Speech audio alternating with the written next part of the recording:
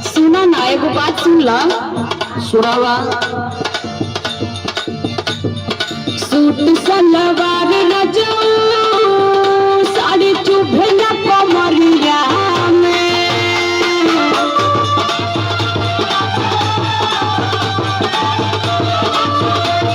सुना तानी ना?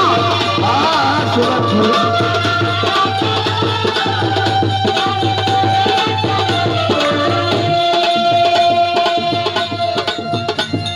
सूट सलवार रजो साड़ी चुभेला कमरिया में। लेला में कसी मजा दी गरमिया में।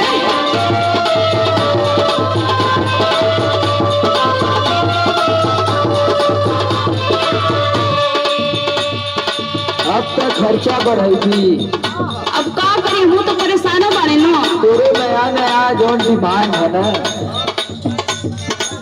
ये हमसे पूरा रिमांड पे ले ले। ये कसी पहिरे दिल में मोरे अकिया लगाई उड़का।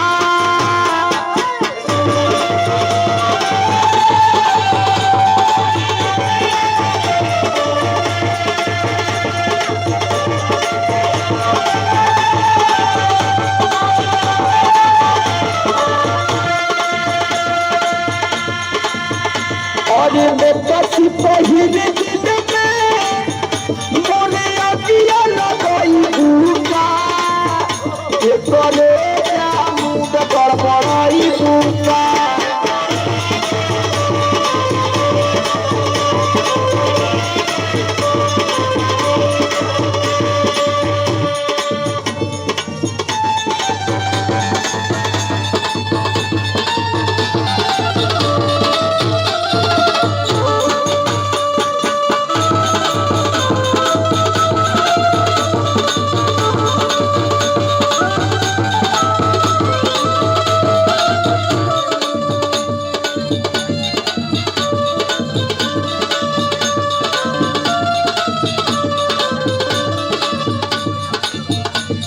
देखा, हम परेशान बनी तबे न कहता नहीं। झूठों को थोड़ो खर्चा करवाई तोहर।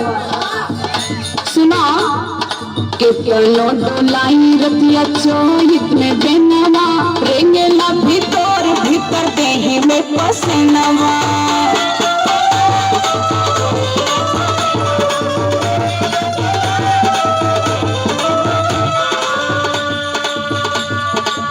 चलो डोलाई रतिया चोहित में बेनवा। रेंगेला भीतर भीतर देही में पसनवा। मन कर फेंक दी बला साड़ी देही से मरमिया में।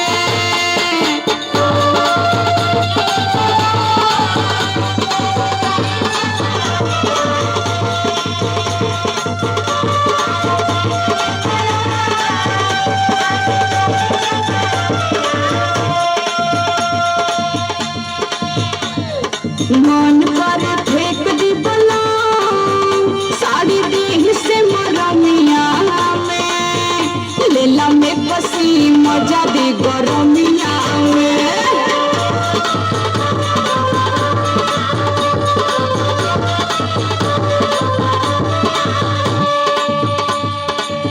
अरे सुनेला कि मैक्सी बड़ा महंगा मिला है तो गली। अरे ज्यादा महंगा ना हो।